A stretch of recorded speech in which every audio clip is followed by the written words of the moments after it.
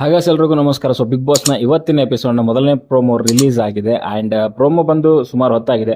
So ಇವಾಗ ಅದ್ರ ಬಗ್ಗೆ ನನ್ನ ಒಂದು ಅನಿಸಿಕೆ ಹಂಚ್ಕೊತಾ ಇದ್ದೇನೆ. ನಿಮ್ಗೆ ಗೊತ್ತಿರೋಂಗೆ ಆಲ್ರೆಡಿ ಪ್ರೋಮೋ ನೋಡಿರ್ತೀರ. ಸೊ ಈ ಒಂದು ವಾರದ ಸರಣಿ ಟಾಸ್ಕ್ಗಳಲ್ಲಿ ಎರಡನೇ ಸರಣಿ ಟಾಸ್ಕಲ್ಲಿ ಇಲ್ಲಿ ಸೋತಂತಹ ಧನರಾಜ್, ಗೌತಮಿ ಆ್ಯಂಡ್ ಮಂಜು ತಂಡ ಸೊ ಇಲ್ಲಿ ಅವರ ಒಬ್ಬ ಸದಸ್ಯನನ್ನು ಸೊ ಈ ಟಿಕೆಟ್ ಟು ಫಿನಾಲೆಯ ಒಂದು ಟಾಸ್ಕಿಂದ ಅಥವಾ ಕಂಟೆಂಡರಿಂದ ಸೊ ಹೊರಗಡೆ ಹಾಕಬೇಕಾಗತ್ತೆ. ಅದರಲ್ಲೇ ನಿಮ್ಗೆ ಗೊತ್ತಿರೋ ಆಲ್ರೆಡಿ ನಿನ್ನೆ ನೋಡಿರೋ ಪ್ರಕಾರನೇ ಸೊ ಅಲ್ಲಿ ಚೈತ್ರ ಯಾವ ರೀತಿಯಲ್ಲಿ ಆ ಒಂದು TTF ಅಂದರೆ ಟಿಕೆಟ್ ಟು ಫಿನಾಲೆ ಒಂದು ಕಂಟೆಂಡರ್ ಇದರಿಂದ ಸೊ ಹೊರ ಹೋಗ್ತಾರೆ. ಸೊ ಅದೇ ರೀತಿಯಲ್ಲಿ ಇಲ್ಲೂ ಕೂಡ ಸೊ ಅವರ ಒಂದು ಒಮ್ಮತದ ಮೇರೆಗೆ, ತಂಡದ ಒಮ್ಮತದ ಮೇರೆಗೆ ಸೊ ಅವರು ಆಚೆ ಹೋಗ್ತಾರೆ ಅಂತ ಹೇಳ್ಬೋದು. ಅಲ್ಲಿ ಡಿಸ್ಕಷನ್ ನಡೀತಾ ಇದೆ ಧನರಾಜ್, ಗೌತಮಿ ಆ್ಯಂಡ್ ಮಂಜು ಅವ್ರ ಮಧ್ಯೆ. ಸೊ ಆಲ್ಮೋಸ್ಟ್ ಗೊತ್ತಿರುವಂಥದ್ದು ನಿಮಗೆಲ್ಲ, ಗೌತಮಿ ಆ್ಯಂಡ್ ಮಂಜು ಅವರು ಸೊ ಇಬ್ಬರು ಗೆಳತಿ ಅಂದ್ಕೊಂಡಿರೋದ್ರಿಂದ ಜೊತೆಗೆ ಸೊ ಅಲ್ಲಿ ಅವರದ್ದೇ ಆದಂಥ ಒಂದು ನಿರ್ಧಾರಗಳನ್ನು ಅಥವಾ ಡಿಸಿಷನ್ಗಳನ್ನ ತೊಗೊಬೇಕಾಗತ್ತೆ. ಆ್ಯಂಡ್ ಆಲ್ರೆಡಿ ನಾವು ಮೊದಲೇ ಆದಂಗೆ ಇಬ್ಬರು ಗೆಳತಿ ಇರೋದ್ರಿಂದ ಸೊ ಅವರು ಅಗೇನ್ ಒಬ್ಬರ ಹೆಸರು ಇನ್ನೊಬ್ಬರ ಹೆಸರು ತೊಗೊಳ್ಳಲ್ಲ ಅಂತ ಅಂದ್ಕೊಂಡಿದ್ದೆ. ಸೊ ಹಾಗೆ ಆಗಿದೆ. ಸೊ ಅದೇ ರೀತಿಯಲ್ಲಿ ಅವ್ರು ಇಬ್ಬರು ಸೇರಿಕೊಂಡು ಅಲ್ಲಿ ಧನರಾಜ್ ಹೆಸರನ್ನ ತೊಗೊತಾರೆ ಆ್ಯಂಡ್ ಅದಕ್ಕೆ ಆದಂಥ ಒಂದು ರೀಸನ್ಗಳನ್ನ ಅವರಿಗೆ ತೋಚಿದ್ದಂಥದ್ದು ಕೊಡ್ತಾರೆ. ಓಕೆ, ಇದರಲ್ಲಿ ಎರಡನೇ ಮಾತೇ ಇಲ್ಲ. ಸೊ ಅಲ್ಲಿ ಧನರಾಜ್ಗೆ ಅವರು ಆಲ್ಮೋಸ್ಟ್ ಅವರು ಬಹುಮತ ಅಥವಾ ಒಮ್ಮತ ಅಂತ ಏನು ಹೇಳ್ತೀವಿ ಸೊ ಅದನ್ನು ಧನರಾಜ್ಗೆ ಧನರಾಜ್ ವಿರುದ್ಧನೇ ಬಂದಿರುವಂಥದ್ದು. ಇವಾಗ ಒಮ್ಮತ ಆಗಿಲ್ಲ ಅಂತಂದರೆ ಬಹುಮತದ ಆಯ್ಕೆ ಮೇರೆಗೆ ನಿನ್ನೆ ಚೈತ್ರ ಯಾವ ರೀತಿಯಲ್ಲಿ ಬಿಗ್ ಬಾಸ್ ಅವರು ಸೊ ಆ ಒಂದು TTF ಕಂಟೈನರಿಂದ ಹೊರಗಡೆ ಇಟ್ಟರು. ಸೊ ಅದೇ ರೀತಿಯಲ್ಲಿ ಒಮ್ಮತ ಬಂದಿಲ್ಲ ಅಂದರೆ ಬಹುಮತದಲ್ಲಿ ಸೊ ಅಲ್ಲಿ ಧನರಾಜ್ ಹೋಗಲೇಬೇಕು. ಸೊ ಅದೇ ರೀತಿಯಲ್ಲಿ ಅಲ್ಲಿ ಧನರಾಜ್ ಅವರು ಸೊ ಈ ಒಂದು ಟಿಕೆಟ್ ಟು ಫಿನಾಲೆಯ ಒಂದು ಕಂಟೆಂಡರ್ ಇದರಿಂದ ಓಟದಿಂದ ಹೊರಗಡೆ ಉಳಿದಿದ್ದಾರೆ ಅಂತಲೇ ಹೇಳ್ಬೋದು. ಸೊ ಇದ್ರ ಮಧ್ಯೆ ಸೊ ಅಲ್ಲಿ ತ್ರಿವಿಕ್ರಮ್, ಭವ್ಯ, ರಜತ್ ಆ್ಯಂಡ್ ಮೋಕ್ಷಿತಾ ಇವರೇನು ಹೊರಗಡೆ ನಿಂತ್ಕೊಂಡಿದ್ದಾರೆ, ಇನ್ಕ್ಲೂಡಿಂಗ್ ಹನುಮಂತ ಆ್ಯಂಡ್ ಚೈತ್ರ ಕೂಡ.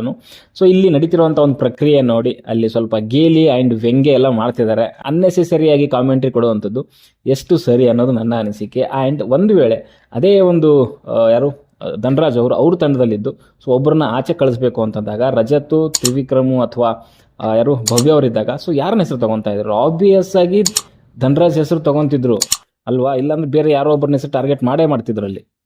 ಆ್ಯಂಡ್ ಇವ್ರು ಏನು ದೊಡ್ಡ ಸಾಚಗಳ ಥರ ಸೊ ಅಲ್ಲಿ ಅವ್ರನ್ನ ಬಲಿ ಕೊಡ್ತಿದ್ದಾರೆ, ಜಾತ್ರೆಯಲ್ಲಿ ಬಲಿ ಕೊಡ್ತಿದ್ದಾರೆ. ನಿಂತಿರೋದು ನೋಡಿದ್ರೆ ಗೊತ್ತಾಗಲ್ವಾ ಅಂತ ತ್ರಿವಿಕ್ರಮ್. ಇದೇ ಒಂದು ರಜತ್ ಅವರು ಸೊ ಹನುಮಂತನಿಗೆ ಟಾರ್ಗೆಟ್ ಮಾಡಿರೋ ನಿನ್ನೆ ಒಂದು ಟಾಸ್ಕಲ್ಲಿ. ಸೊ ಅಲ್ಲೂ ಕೂಡ ಒಮ್ಮತ ಬರಲಿಲ್ಲ, ಒಮ್ಮತ ಬರೋ ರೀತಿಯಲ್ಲಿ ನಡೆಸ್ಕೊಳ್ಳಿಲ್ಲ ಅಲ್ಲಿ ಭವ್ಯ ಆ್ಯಂಡ್ ಚೈತ್ರ ಅವರು. ಅಲ್ಲಿ 3 ಜನ ಧನರಾಜು, ಗೌತಮಿ ಆ್ಯಂಡ್ ಮಂಜು ಅವ್ರು ಒಮ್ಮತ ಬಂದರೂ ಕೂಡ ಒಬ್ಬೊಬ್ಬರನ್ನ ಟಾರ್ಗೆಟ್ ಮಾಡೋಣ ಅಂತಂದರೆ ಇವರು ಒಮ್ಮತ ಅವ್ರು ಕೊಟ್ಟರೆ ಇವ್ರು ಕೊಡ್ತಿರಲಿಲ್ಲ, ಇವ್ರು ಕೊಟ್ಟರೆ ಅವ್ರು ಕೊಡ್ತಿರ್ಲಿಲ್ಲ. ಸೊ ಏನು ಕೊಡ್ತಿರ್ಲಿಲ್ಲ ಆ್ಯಂಡ್ ಅದು ಡಿಸಿಷನ್ ರಜತ್ಗೆ ಹೋಗುತ್ತೆ ಅಂಥೇಳಿ ಸೊ ರಜತ್ ಹೆಂಗಿದ್ರು ಹನುಮಂತನಿಗೆ ಟಾರ್ಗೆಟ್ ಮಾಡ್ತಾನೆ ಅಂಥೇಳಿ ಸೊ ಅಲ್ಲಿ ಒಮ್ಮತ ಬರೋ ರೀತಿಯಲ್ಲಿ ಮಾಡಲೇ ಇಲ್ಲ ಇವರು. ಸೊ ಅಲ್ಲಿ ರಜತ್ ಹನುಮಂತನಿಗೆ ಟಾರ್ಗೆಟ್ ಮಾಡಲಿ, ಅವ್ರು ಔಟ್ ಮಾಡಲಿಲ್ವಾ? ಸೊ ಇದು ಒಂದು ರೀತಿಯಲ್ಲಿ ಬಲಿ ಅಲ್ವಾ ಹಾಗಿದ್ರೆ? ಆ್ಯಂಡ್ ಮೋಕ್ಷಿತಾ ಅಷ್ಟೊಂದೆಲ್ಲ ನಗಾಡೋರು, ಅಷ್ಟೊಂದೆಲ್ಲ ಗೇಲಿ ಮಾಡೋವಂಥವ್ರು. ಸೊ ಇವರು ಮಂಜು ಮತ್ತು ಗೌತಮಿಗೆ ಅವ್ರು ಟಾರ್ಗೆಟ್ ಮಾಡಲ್ವಾ? ಅವ್ರು ಬಲಿ ಕೊಡಲ್ವಾ ಹಾಗಿದ್ರೆ? ಆ್ಯಂಡ್ ತ್ರಿವಿಕ್ರಮ್, ಭವ್ಯ ಸೊ ಇವರು ಎಷ್ಟು ಸಾರಿ ಬೇರೆಯವ್ರನ್ನ ಆಚೆ ಇಟ್ಟಿದ್ದಾರೆ ಆಗಿದ್ರೆ ಆಡೋ ಟೈಮಲ್ಲಿ. ಇದೇ ಭವ್ಯಾಗೆ ಇದೇ ಧನರಾಜ್ ಆ್ಯಂಡ್ ತ್ರಿವಿಕ್ರಮ್ ಸೇರಿಸಿ ಆ ಒಂದು ಏನು ಸರಣಿ ಟಾಸ್ಕ್ ಇರುತ್ತೆ ಒಂದು ಟಾಸ್ಕಲ್ಲಿ ಆಚೆ ಇಡ್ತಾರೆ ಬಾಲ್ ಇದರಲ್ಲಿ ಅರ್ಹರು ಮತ್ತು ಅನರ್ಹರು ಅಂತ ಬಂದಾಗ. ಸೊ ಅದು ಹಾಗಿದ್ರೆ ಬಲಿಕ ಬಕ್ರ ಅಲ್ವಾ? ಅಂದರೆ ಸುಮ್ಮನೆ ಏನೋ ಒಂದು ಮಾತಾಡಬಿಡೋದು. ಸೊ ನಾವು ಒಳ್ಳೆ ಸ್ಥಾನದಲ್ಲಿದ್ದೀವಿ, ಸೊ ಕೆಳಗಡೆ ಯಾರಿದ್ದಾರೆ ಸೊ ಅವ್ರ ಬಗ್ಗೆ ಸುಮ್ಮನೆ ಏನೋ ಒಂದು ಮಾತಾಡುವಂಥದ್ದು. ಅಂದರೆ ನಾನು ಹೇಳುವಂಥದ್ದು ಇಲ್ಲಿ ಯಾರು ಮಂಜು ಆ್ಯಂಡ್ ಗೌತಮಿ ಏನು ಹಾನೆಸ್ಟಾಗಿ ನಿರ್ಧಾರಗಳನ್ನ ತೊಗೊಂಡಿದ್ದಾರೆ ಅಂತ ಹೇಳ್ತಾಯಿಲ್ಲ. ಬಟ್ ಇಲ್ಲಿ ಅವರ ಒಂದು ಬುಡನ ಸ್ಟ್ರಾಂಗ್ ಮಾಡ್ಕೊಬೇಕಾಗತ್ತೆ ಫಸ್ಟು. ಇನ್ ಕೇಸ್ ಯಾರಾದರೂ ಅಲ್ಲಿ ಬಿಟ್ಕೊಟ್ರೆ ನಾನು ಹೊರಗಡೆ ಹೋಗ್ತೀನಿ, ನೀವೇ ಟಿಕೆಟ್ ಫಿನಾಲೆ ಕಂಟೆಂಟ್ ಹೋಗಿ ಅಂತಂದರೆ ಸುದೀಪ್ ಸರ್ ಬಂದು ನಾಳೆ ಬಂದು ಅವರು ಕ್ಲಾಸ್ ತಗೊಂತಾರೆ. ನೀವು ಆಡೋಕ್ಕೆ ಬಂದಿದ್ದೀರಾ ಇಲ್ಲ ಬಿಟ್ಕೊಡಕ್ಕೆ ಬಂದಿದ್ದೀರಾ ಅಂಥೇಳಿ. ಇಲ್ಲೇನು ಮಾಡಬೇಕಾಗತ್ತೆ? ಇಲ್ಲೇನು ಯಾರಾದರೂ ದಾನಶೂರ ಇವರ ಕರ್ಣ ಆಗಬೇಕಾಗತ್ತಾ? ಕರ್ಣ ಆದರೂ ಉಗಿಸ್ಕೊತಾರೆ ಅಲ್ಲಿ. ಆ್ಯಂಡ್ ಅಲ್ಲಿ ಧನರಾಜ್ ಅವನ್ನ ಒಂದು ವಾದನ ಮಾಡಲೇಬೇಕಾಗತ್ತೆ. ಎಷ್ಟೇ ವಾದ ಮಾಡಿದ್ರು ಕೂಡ ಅಲ್ಲಿ ಯಾರು ಧನರಾಜ್ ಜಾಗದಲ್ಲಿ ರಜತ್ ಇದ್ರೂ ಕೂಡ ಅಲ್ಲಿ ಅದೇ ಆಗಿರೋವಂಥದ್ದು. ಬಿಕಾಸ್ ಆಫ್ ಅಲ್ಲಿ ಒಮ್ಮತ ಬಂದಿಲ್ಲ ಅಂದರೆ ಬಹುಮತದ ಆಯ್ಕೆ ಮೇರೆಗೆ ಅಲ್ಲಿ ಆ ಧನರಾಜ್ ಪ್ಲೇಸಲ್ಲಿ ಯಾರಿದ್ರೂ ಕೂಡ ಹೊರಗಡೆ ಹೋಗಬೇಕಾಗಿತ್ತು. ಆ್ಯಂಡ್ ಇಲ್ಲಿ ಕೆಲವ್ರದ್ದು ಹೆಂಗೆ ಅಂತಂದರೆ ಯಾರು ರಜತ್ದು ಆವಾಗಿಂದ ನೋಡ್ತಾ ಇದ್ದೀನಿ ಹನುಮಂತನ ತುಳಿಯೋವಂಥದ್ದು ಅಥವಾ ಅವನಿಗೆ ಟಾರ್ಗೆಟ್ ಮಾಡುವಂಥದ್ದು, ಧನರಾಜನ್ನ ಹೊಗಳಿ ಅಟ್ಟಕ್ಕೇರಿಸೋವಂಥದ್ದು ಆ್ಯಂಡ್ ಅವನಿಗೆ ಸಪೋರ್ಟ್ ಮಾಡುವಂಥದ್ದು. ಇವನು ರಜತ್ ಹೆಂಗೆ ಅಂತಂದರೆ ಬೆಳೀಲಿ, ಅವನು ಚೆನ್ನಾಗಿ ಆಡಲಿ, ಆದರೆ ನನಗಿಂತೂ ಚೆನ್ನಾಗಿ ಆಡೋದು ಬೇಡ ಅನ್ನೋ ರೀತಿಯಲ್ಲಿ. ಈ ಹೊರಗಡೆ ಕೆಲವ್ರು ಇರ್ತಾರೆ ಗೊತ್ತಾ, ಕೆಲವರೆಲ್ಲ ಚೆನ್ನಾಗಿ ಒಬ್ಬರನ್ನ ಅವನು ಬೆಳೀಲಿ, ಹಾಗೆ ಬೆಳೀಲಿ, ಹೀಗೆ ಬೆಳೀಲಿ ಅಂತ ಹೇಳ್ತಾರೆ.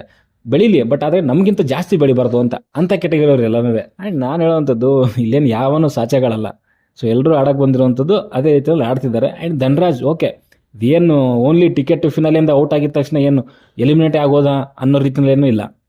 ಸೊ ಜನಗಳ ಒಂದು ಆಶೀರ್ವಾದ ಇದ್ರೆ, ವೋಟಿಂಗ್ ಇದ್ರೆ, ಅಥವಾ ಬಿಗ್ ಬಾಸ್ ಟೀಮ್ ಅವರು ಚೆನ್ನಾಗಿ ಆಡ್ತಿದಾರೆ ಅಂತ ಮುಂದೆ ಕೂಡ ಕಳಿಸಿದ್ರು ಕಳಿಸ್ಬೋದಲ್ಲ. ಅಷ್ಟೊಂದು ಯಾಕೆ ಇಷ್ಟೊಂದು ಓವರ್ ಆಗಿ ರಿಯಾಕ್ಟ್ ಮಾಡ್ತಿದಾರೋ ನಾನಂತೂ ಕಾಣೆ. ಓಕೆ, ಸೊ ನನಗೆ ಅನಿಸಿರೋದನ್ನ ವಿಡಿಯೋದಲ್ಲಿ ಹಂಚ್ಕೊಂಡಿದ್ದೀನಿ. ನಿಮ್ಮ ಅನಿಸಿಕೆ ಅಭಿಪ್ರಾಯ ಏನು ಅಂತ ಕಮೆಂಟ್ ಬಾಕ್ಸಲ್ಲಿ ತಿಳಿಸಿ. ಮುಂದಿನ ವಿಡಿಯೋದಲ್ಲಿ ಸಿಗೋವರೆಗೂ ಟಾಟಾ, ಬಾಯ್ ಬಾಯ್.